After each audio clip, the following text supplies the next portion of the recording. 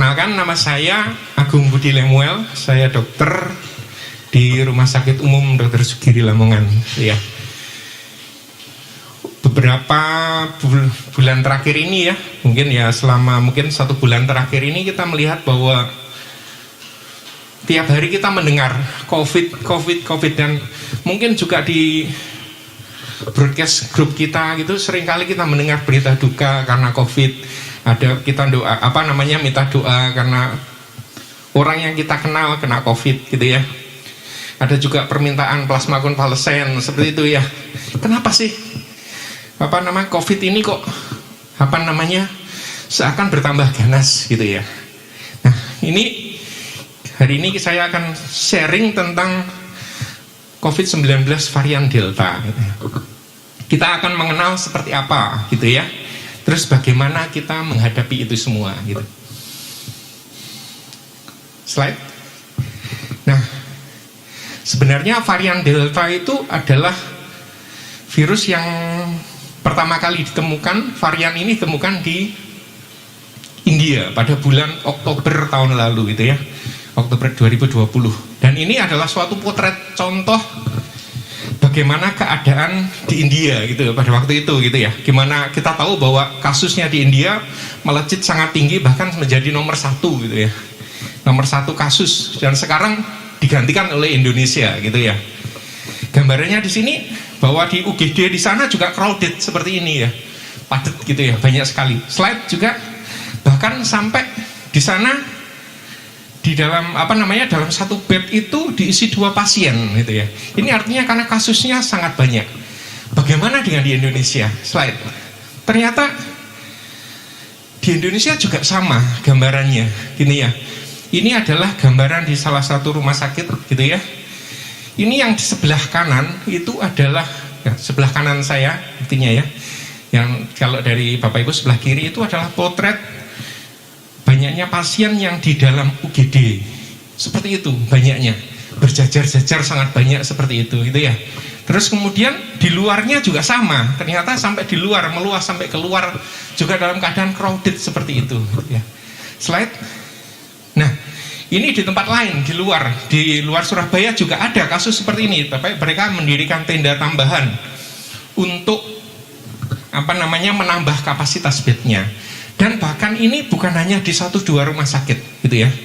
Bahkan hampir di seluruh rumah sakit yang merupakan rujukan COVID, semua bed penuh gitu ya. Bahkan di tempat saya juga sama gitu ya, penuh crowded gitu ya. Jadi artinya virus ini sangat-sangat ganas gitu ya. Dan di slide ya, sekarang kita belajar apa sih varian itu ya. Ini adalah suatu gambaran gini. Sebenarnya virus COVID itu dari awal pertama kali ditemukan di Wuhan itu adalah virus yang sama sebenarnya gitu ya. Tetapi tentunya makhluk hidup itu adalah selalu beradaptasi dengan lingkungannya. Virus ini juga merupakan suatu makhluk hidup, jadi dia selalu beradaptasi. Nah, karena beradaptasi itu akhirnya timbul suatu varian-varian baru gitu ya. Artinya itu karena beradaptasi gitu ya. Ada bermacam-macam varian gitu ya.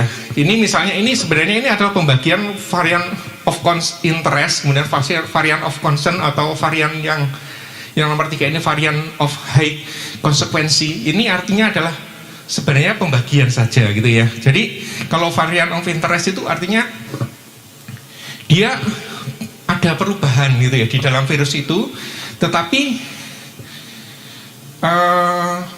tidak terlalu penularannya tidak terlalu parah seperti gampangnya gitu ya.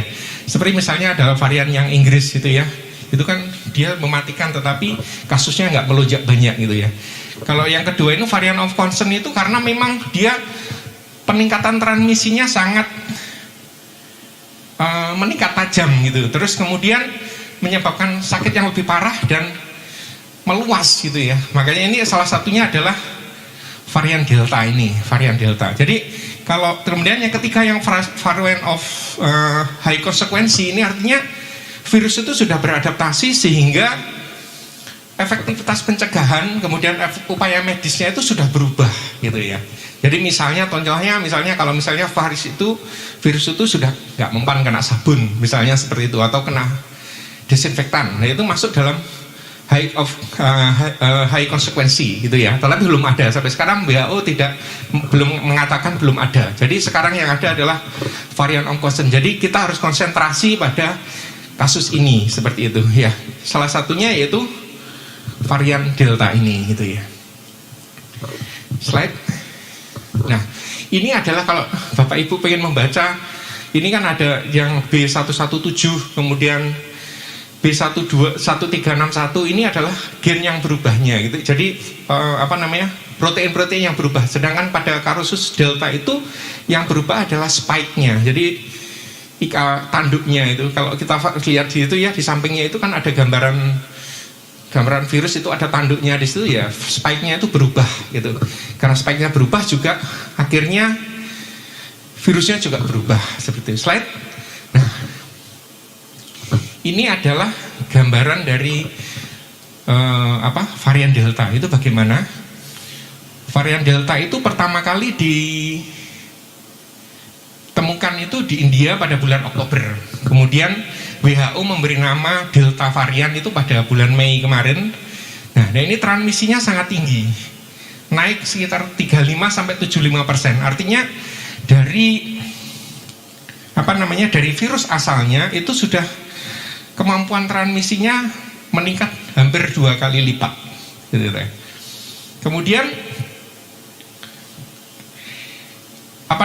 virus ini juga bisa mengenai pada anak-anak dan dewasa. Makanya kalau dulu kan kebanyakan, kalau kita lihat bahwa kalau kita berkaca dari selama perjalanan COVID ini ya, mulai dari Maret tahun lalu sampai sekarang hampir 1,5 tahun ini, kita awal dulu sebelum ada varian Delta itu jarang kita mendengar anak-anak yang terkena COVID gitu ya. Tetapi sekarang 2 bulan terakhir ini sangat banyak mengenai juga pada anak-anak gitu ya. Bahkan orang-orang yang dewasa muda, pada awal dulu kan kematiannya jarang pada orang-orang yang dewasa muda. Sekarang ini banyak sekali pada orang-orang yang dewasa muda gitu ya.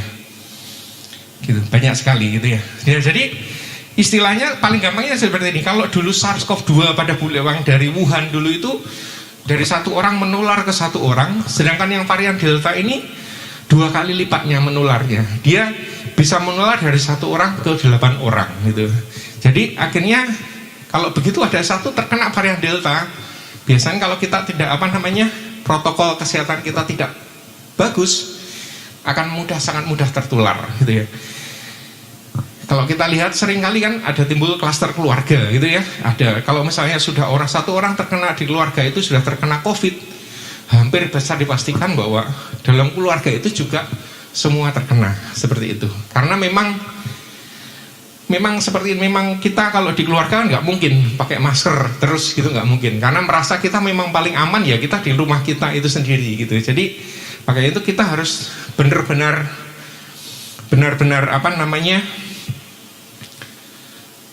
protokol kesehatan kita gitu ya. Kalau saya sendiri sharing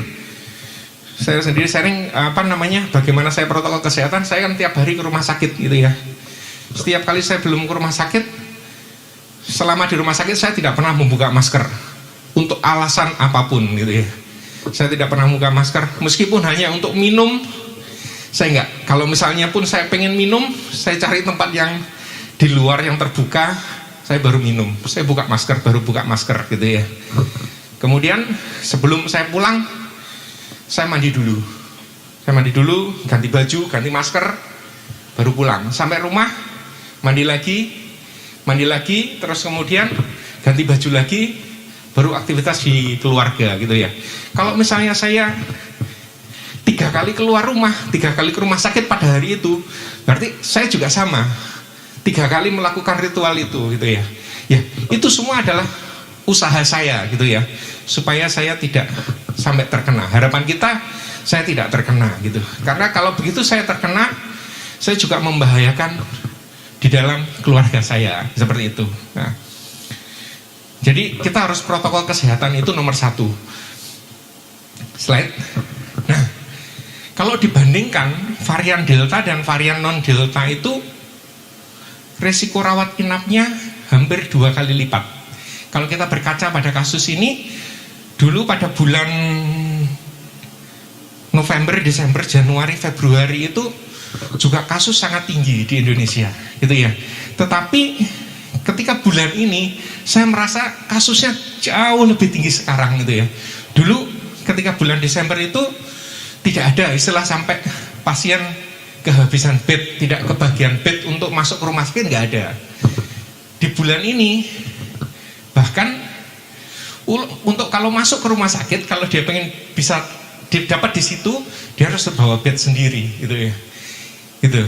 Karena bednya udah penuh, benar-benar penuh. Di UGD penuh, di ruangan rawat inap juga penuh, gitu ya.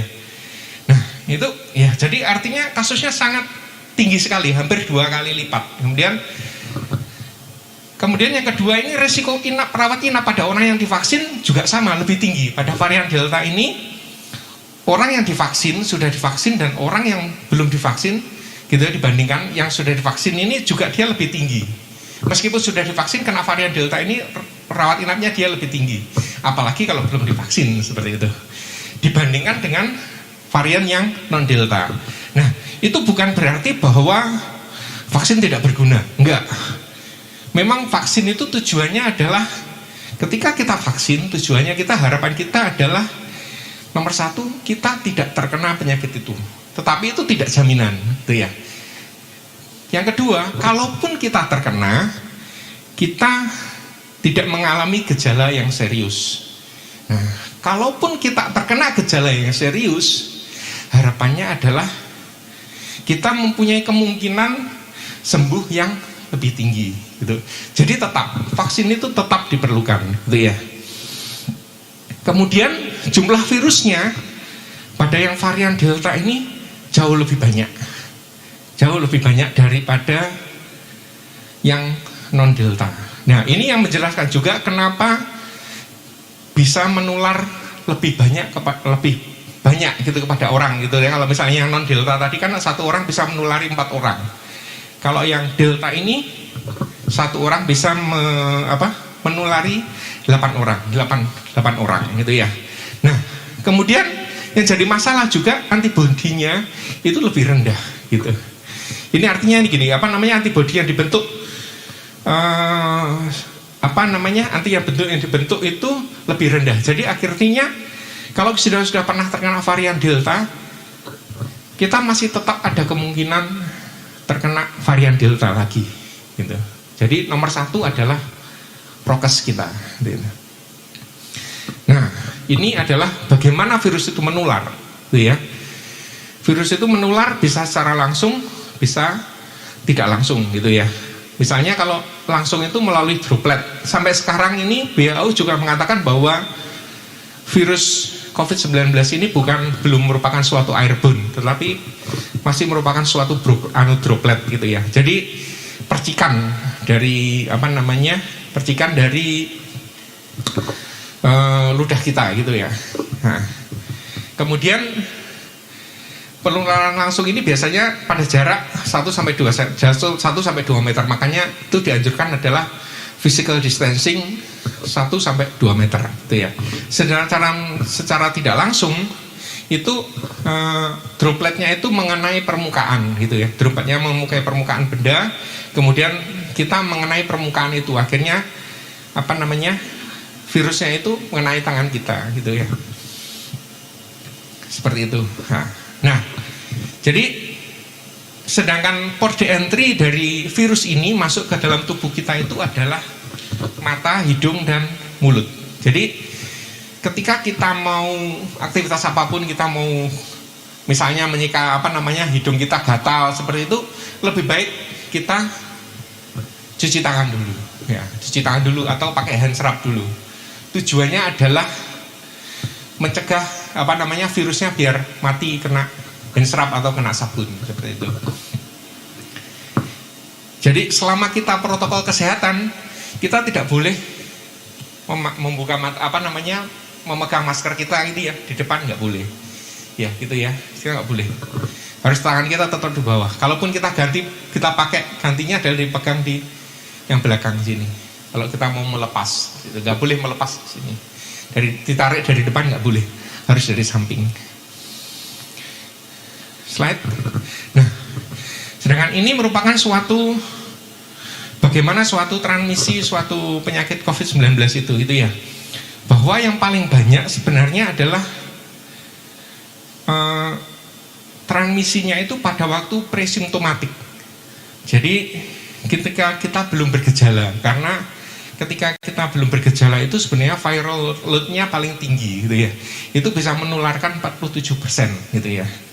Kalau sudah menjadi simptomatik, transmisinya itu turun menjadi 38%. Sedangkan melalui environment atau melalui lingkungan gitu ya, misalnya melalui gagang pintu, melalui HP yang kita pegang, melalui meja seperti itu hanya 10% saja sebenarnya.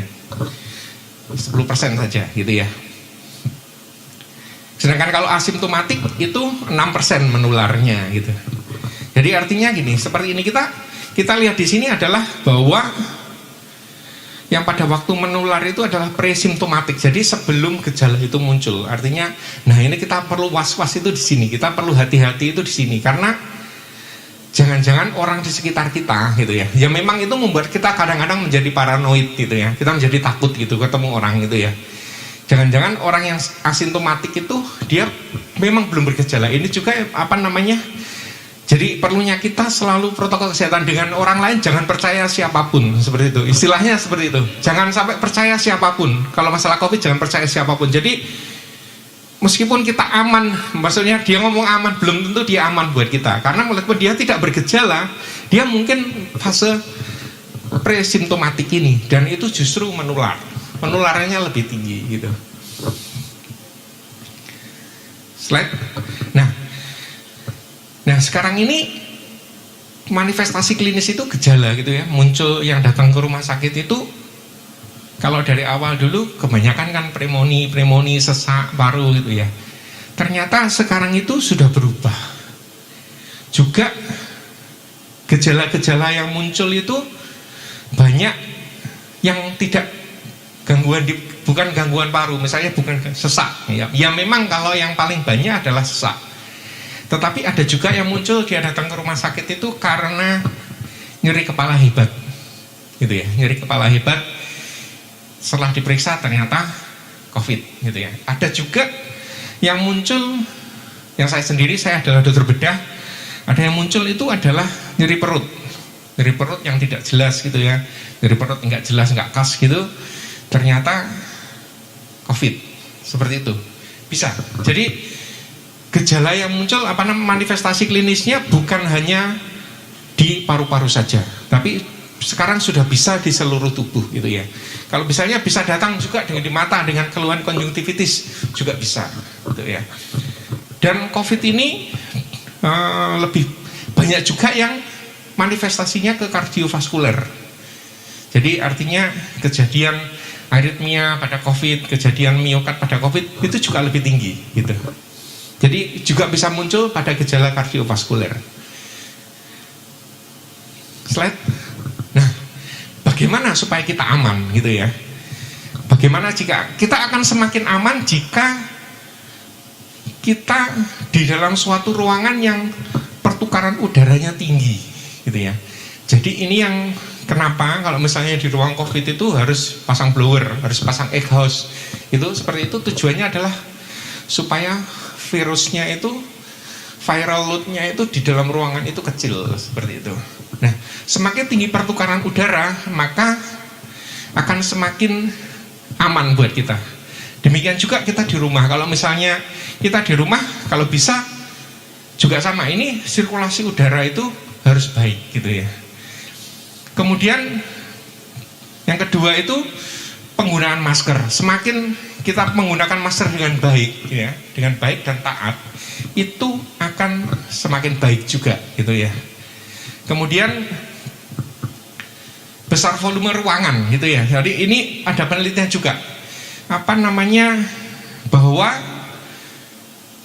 di toilet ya, dengan ruangannya yang kecil seperti itu, ternyata kalau ada yang orang yang masuk di situ sudah kena COVID, kemudian dia bersin di situ misalnya seperti itu ya, ternyata di dalam ruangan itu ketika dia sudah keluar dia masih ada volume virusnya di situ, gitu ya. Jadi kemudian di apotek juga seperti itu. Ini yang menjelaskan juga ketika ruang yang paling berbahaya di dalam suatu isolasi, gitu ya. Ketika kita sebagai orang tenaga medis seperti ini, bukan pada ruang ruang perawatannya. Memang di sana kita bertemu dengan orang-orang yang positif COVID ya, tetapi di situ kita memakai APD ya.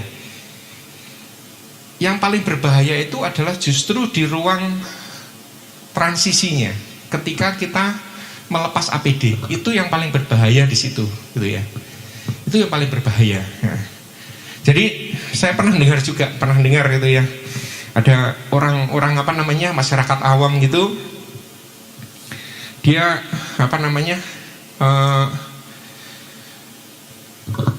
beli APD gitu ya, beli APD untuk pemakaman seperti itu ya. Nah, sebenarnya bukan masalah APD-nya yang membahayakan. Yang membahayakan itu ketika APD kita kontak terkena dengan virus, itu ketika kita melepas APD itu yang paling berbahaya gitu. Itu justru paling berbahaya.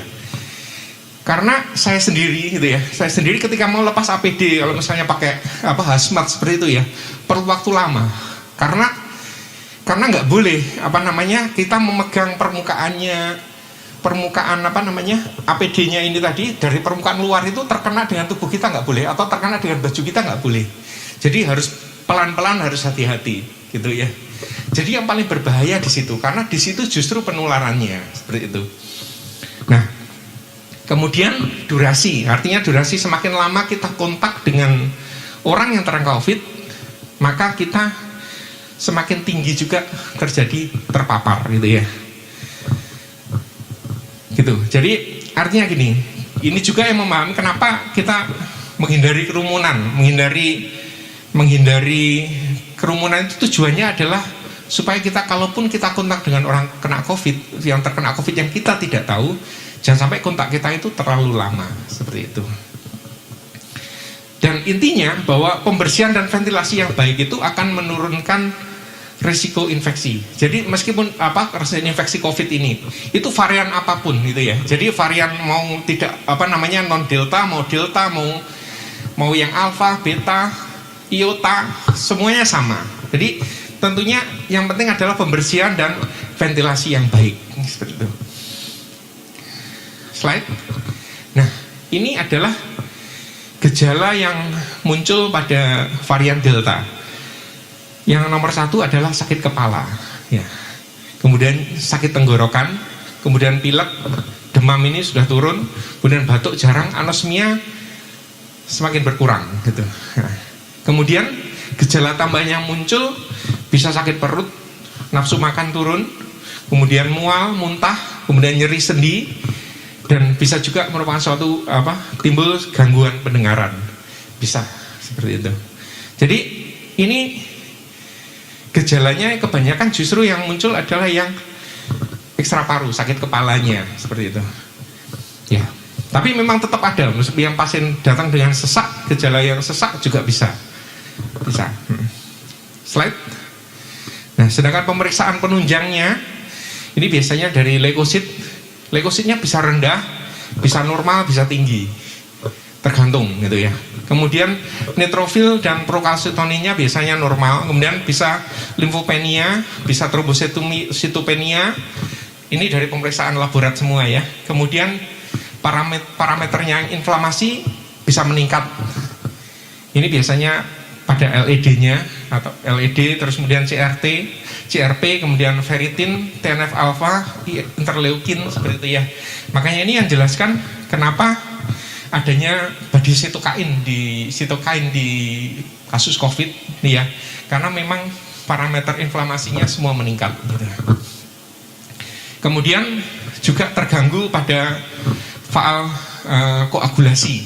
Tapi tidak semua ya.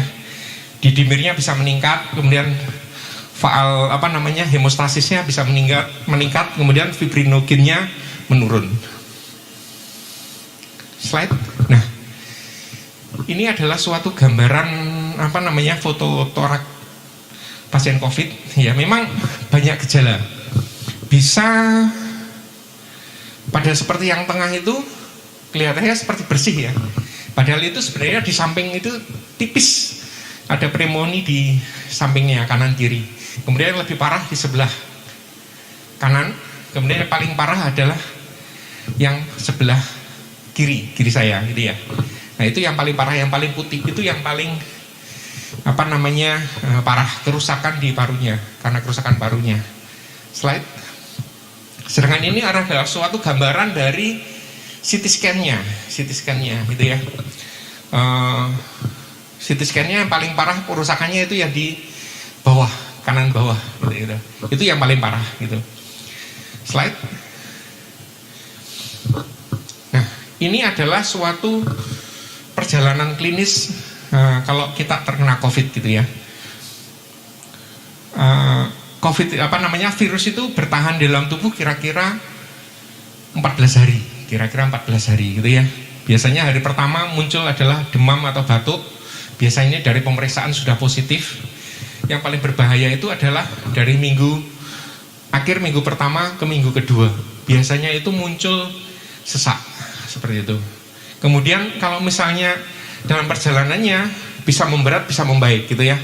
Kalau misalnya memberat, dia akan menjadi infeksi berat biasanya pada hari ke-10 sampai hari yang ke-14. Kemudian ARDS itu adalah gagal napas gitu ya. Itu biasanya di minggu yang kedua gitu ya. Minggu ketiga bisa muncul infeksi sekunder gitu ya.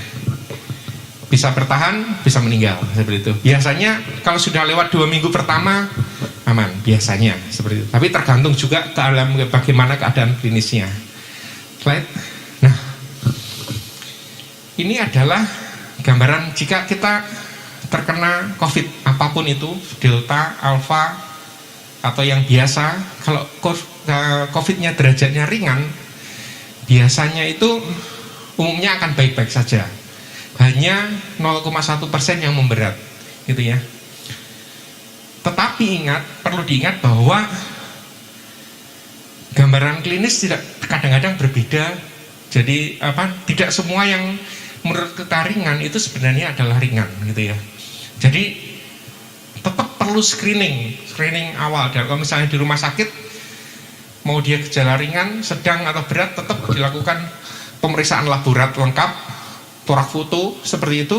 Tujuannya adalah kita supaya untuk memprediksi. Jangan sampai bisa juga munculnya adalah ketika awal itu minggu pertama itu adalah gejala ringan, tetapi dalam perjalanannya dia akan memberat meskipun itu hanya 0,1% gitu ya. 0,1% meskipun hanya itu, tetapi bukan berarti ini bahwa kita pasti baik-baik saja, enggak. Bisa jadi kita tetap ada kemungkinan 0,1% kalau sampai terkena akan memberat gitu ya. Sedangkan COVID yang sedang berat itu perburukannya jauh lebih tinggi, 8-30%. Nah, biasanya yang berbahaya itu adalah akhir minggu pertama masuk ke minggu kedua. Nah, ini artinya ketika kita sudah terkena COVID, kita harus benar-benar berhati-hati, kita harus benar-benar monitor, dan kalau bisa, karena kita tahu bahwa di UGD, di rumah sakit semuanya penuh, kita akan kesulitan gitu ya. Sedapat mungkin kita sudah mencari rumah sakit yang kita sudah antri di situ, itu tujuannya. Supaya ketika kita kalau kita sudah dalam antrian gitu ya, dalam antrian itu tentunya kalau ketika kita ada perburukan, itu akan jauh lebih aman gitu ya. Jadi itu juga kadang-kadang saya juga mendengar gitu ya. Memang ini beda, COVID ini ada suatu penyakit akut gitu ya. Beda dengan orang yang sakit paru-paru menahun gitu ya. Jadi saya bukan orang yang setuju bahwa kita kalau menolong di rumah dengan bawa oksigen sendiri, itu saya belum, terus terang saya pribadi itu tidak aman. Karena apa? Karena COVID ini bukan penyakit kronis gitu ya. COVID ini adalah penyakit akut gitu ya. ketika kita sudah lewat 2 minggu, kemungkinan bisa mati atau hidup gitu ya. Beda dengan orang yang PPOK lama, sesak lama gitu ya, yang sudah sakit tahunan, 5 tahun gitu ya. Kalau misalnya mereka biasanya sudah punya oksigen persiapan di rumah. Kalau misalnya sudah kita pakai oksigen, dia pakai oksigen sendiri seperti itu.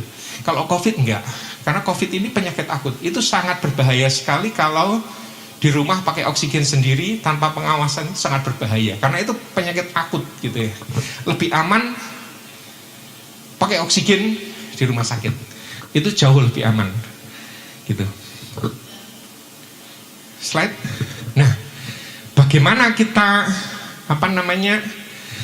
menghindari COVID ini? Yang paling aman adalah, yang paling enak, yang paling baik adalah tetap kita menghindari virus itu. Gitu ya. Virus itu, kita nggak ketemu dengan virus itu jauh lebih aman. Itu adalah eliminasi maksudnya gitu ya.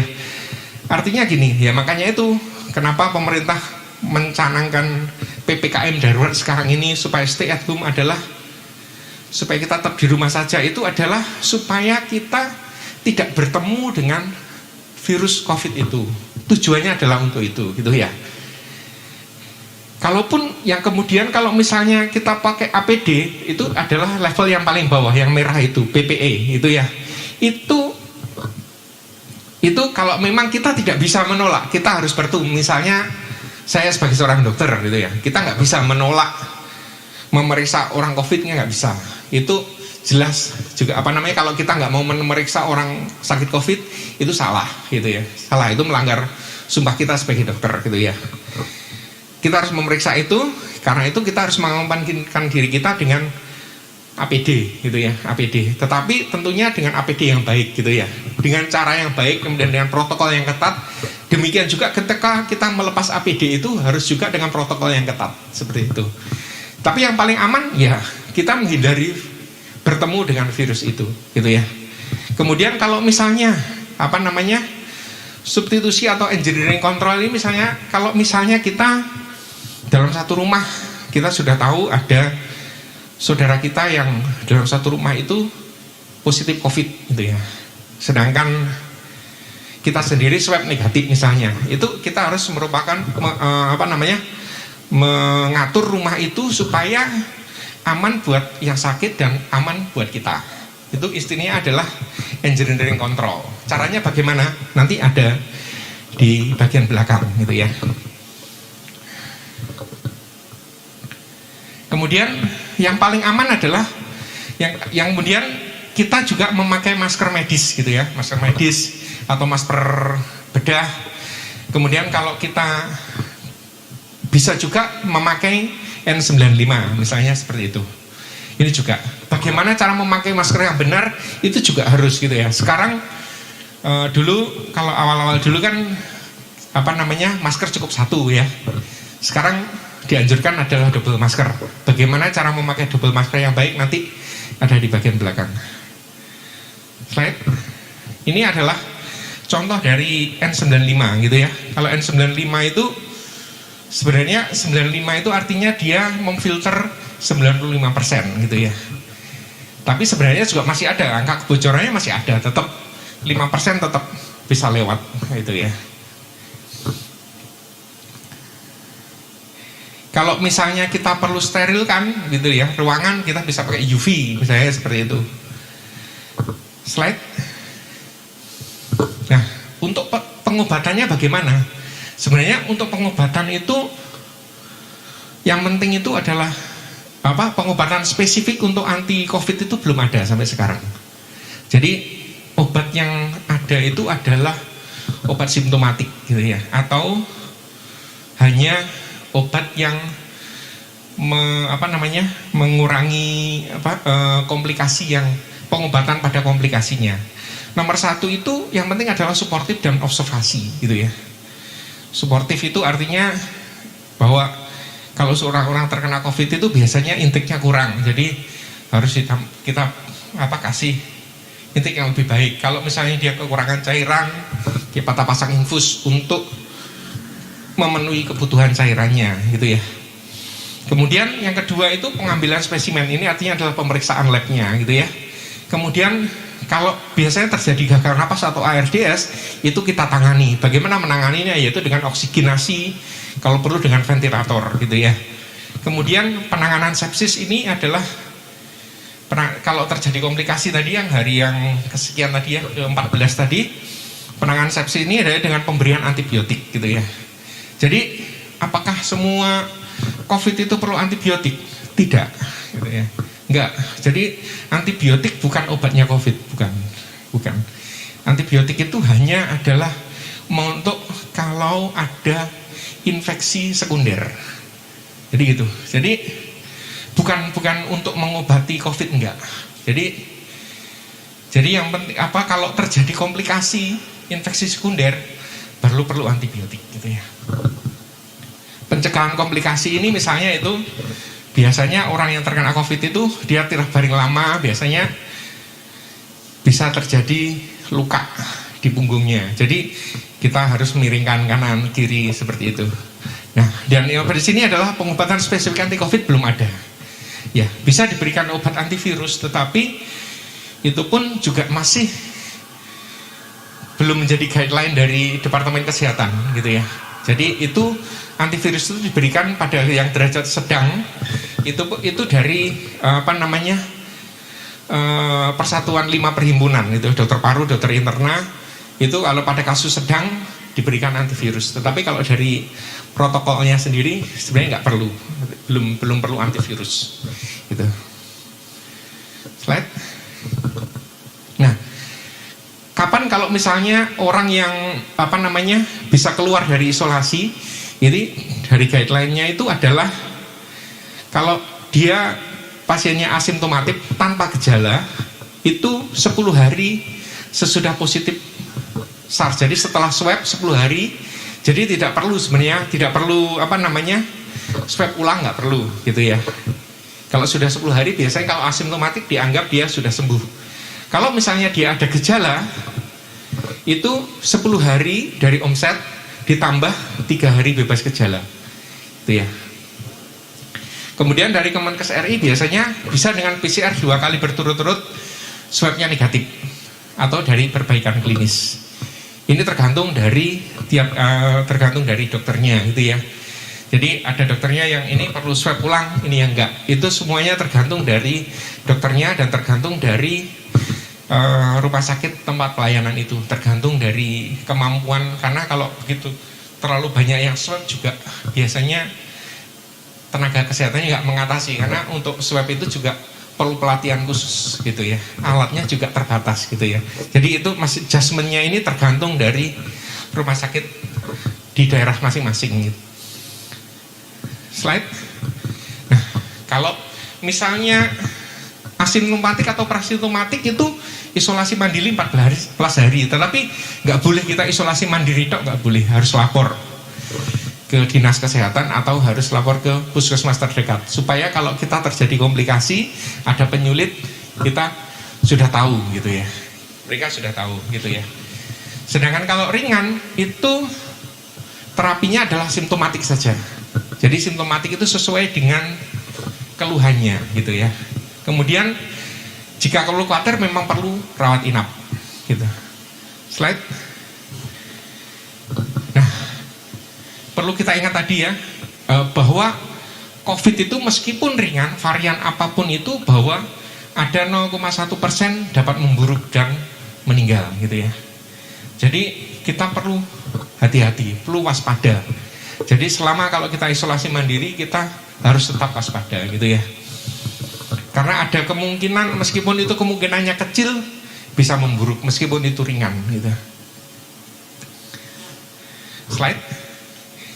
Nah, ini adalah obat yang untuk pengobatan COVID itu oksigen, cairan, makanan gitu ya. Terus kemudian mencegah komplikasi. Kemudian ini yang nomor 3, ini yang penting, jangan menunda-nunda gitu ya.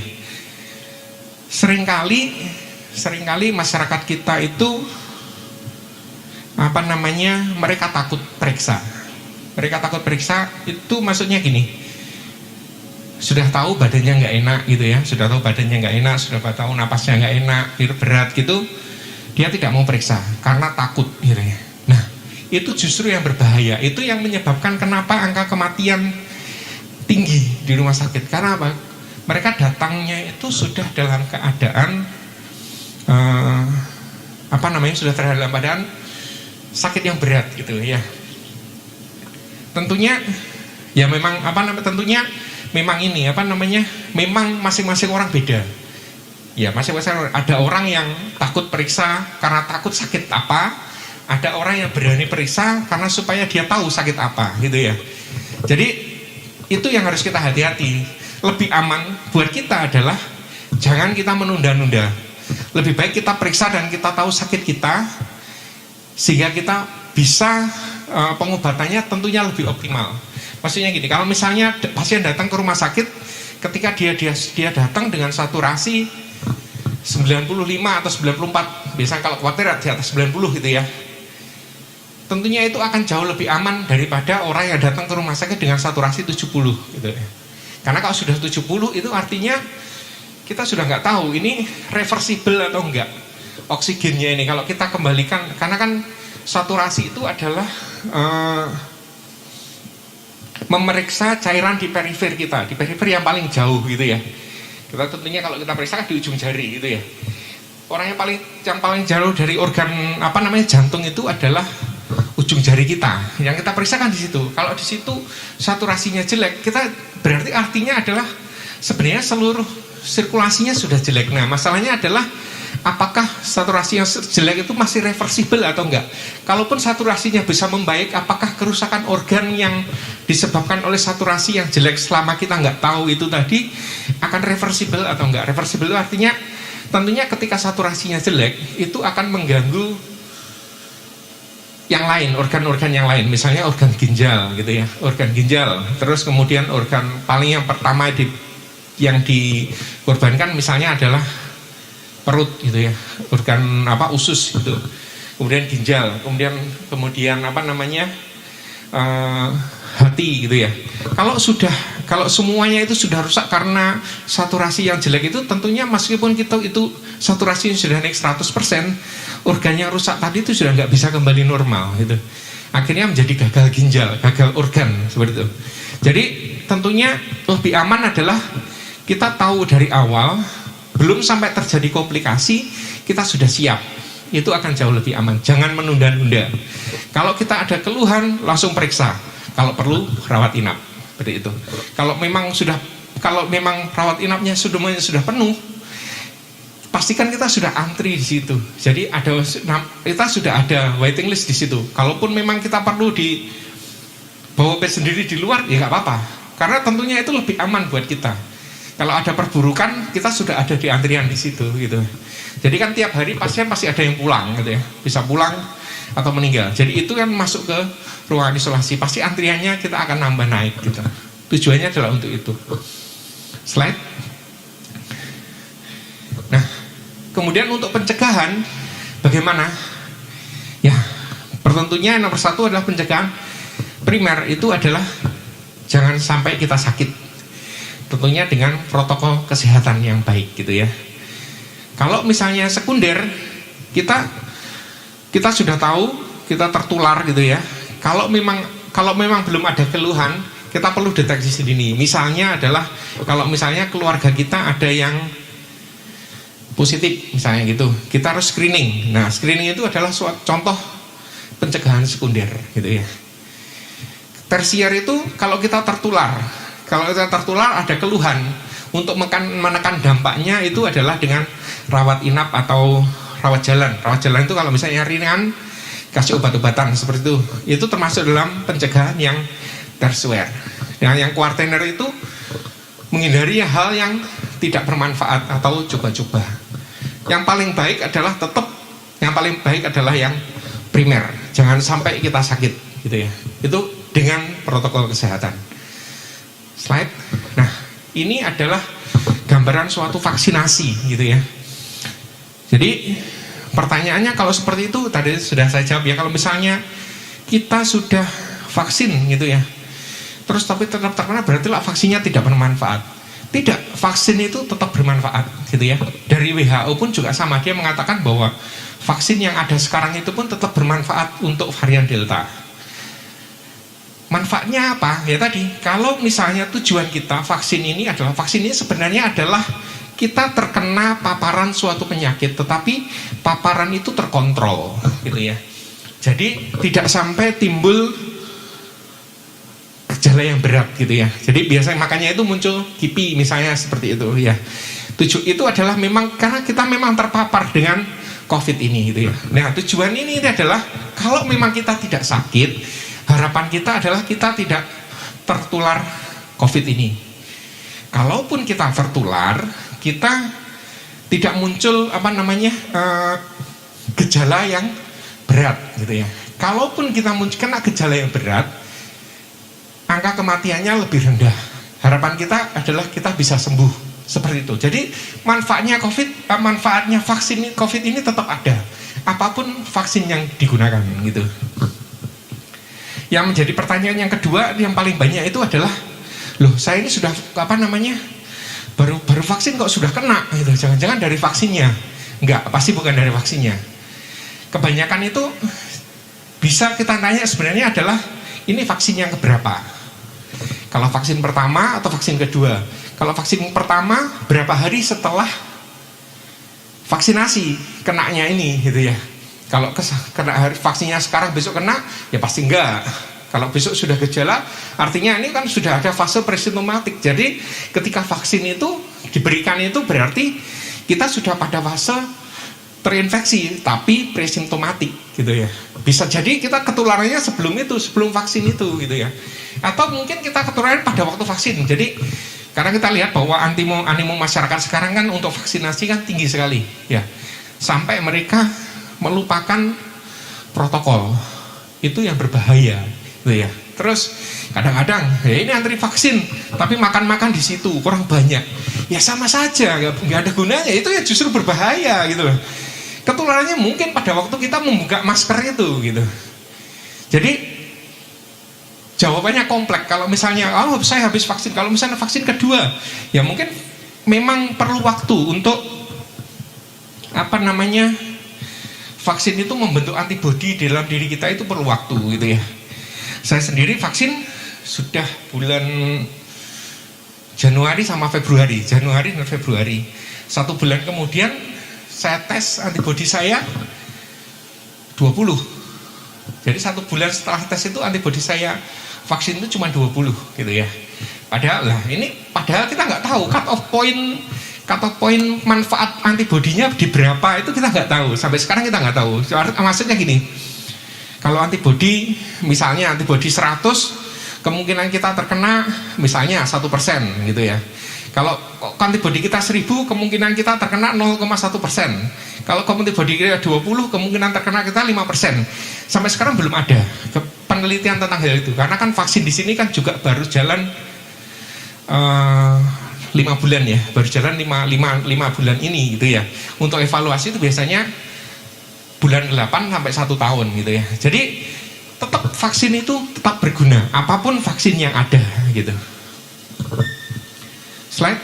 Nah, ini adalah kalau misalnya bagaimana mengelola sirkulasi udara. Jadi kalau misalnya ada di dalam rumah kita ada orang yang terkena itu lebih aman,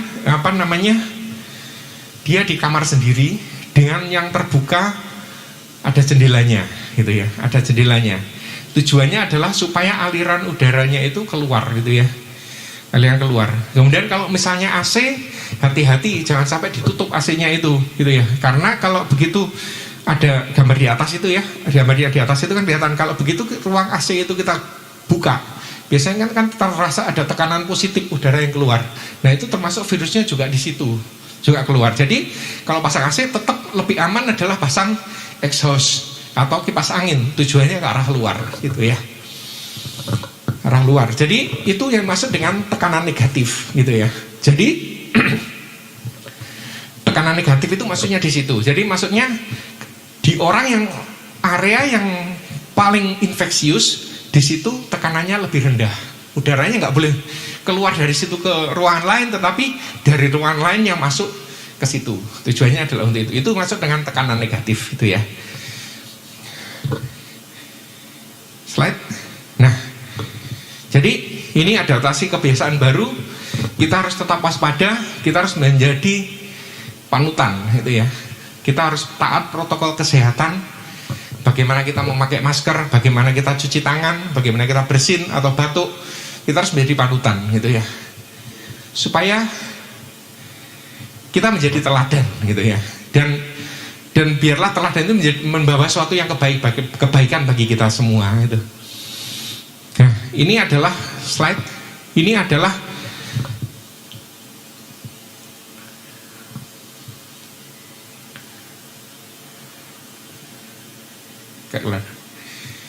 hal-hal yang bisa dilakukan atau pada waktu memakai masker. Jadi sebelum memakai masker, biasakan cuci tangan dulu, dan cek maskernya bagus atau enggak. Kemudian setelah kita pakai masker, ini biasanya kalau masker medis ada kawatnya, itu tujuannya adalah untuk fiksasi di hidung supaya tidak bocor gitu ya udaranya.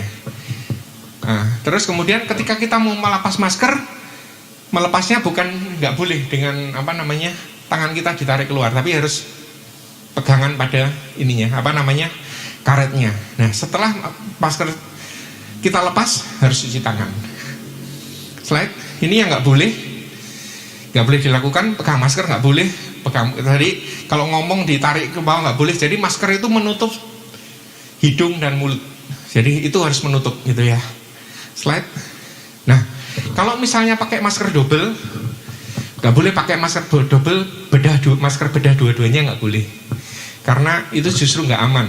Artinya sebenarnya masker ini tujuannya adalah filter gitu ya. Kalau kita pakai masker bedah, biasanya di permukaan yang berwarna itu dia lebih rapat gitu ya. Jadi kalau kita pakai double masker bedah, takutnya udara yang kita hirup bukan lewat maskernya, tapi lewat dari sampingnya, bocor. Itu bahaya. Jadi lebih baik kalau pakai masker, satu masker bedah, yang kedua dilapisi dengan masker kain. Kalau misalnya pakai N95, nggak perlu masker double, nggak perlu masker double. Jadi cukup N95 saja. Slide. Nah, ini yang perlu kita kita harus saling menjaga agar terhindar dari COVID-19 gitu ya. Kita merupakan suatu komunitas gitu ya. Kita harus melindungi satu sama lain dengan protokol itu tadi. Dan kalau ada misalnya teman kita yang sakit, kita harus memberi support gitu ya, bukan dengan mengucilkan. Karena terus terang sampai sekarang masih banyak orang yang menolak gitu ya. Orang terkena COVID itu nggak boleh gitu ya. Harus kita saling mendukung dan saling menjaga dan saling mensupport satu sama lain. Slide ya. Seperti yang tertulis dalam Yeremia 29 ayat 11, kita tahu bahwa Yeremia ini adalah seorang nabi yang sangat sedih sepanjang hidupnya. Kita tahu bahwa sepanjang hidup Yeremia ini dia selalu dalam masalah. Dia melihat kotanya hancur, dia melihat negaranya hancur, dia melihat orang-orang dibawa keluar ke Babel seperti itu ya. Tetapi di sini kita katakan bahwa Tuhan berkata bahwa sebab aku ini mengetahui rancangan-rancangan apa yang ada padaku mengenai kamu. Demikianlah firman Tuhan, yaitu rancangan damai sejahtera dan bukan rancangan kecelakaan, untuk memberikan kepadamu hari depan yang penuh harapan. Dengan bersama kita yakin dan percaya bahwa Tuhan pasti mempunyai rencana yang indah atas ini semua, dan kita pasti akan melalui ini semua dengan baik. Amin. Tuhan Yesus memberkati. Slide. Nah, ini nomor saya. Kalau misalnya mungkin ada pertanyaan, boleh. Kalau nanti di YouTube mungkin bisa tulis di kolom komen. Kalau bisa ini saya mungkin bisa jawab di kolom komen juga. Kalau ada pertanyaan belum bisa saya jawab, saya akan carikan. Tuhan Yesus memberkati.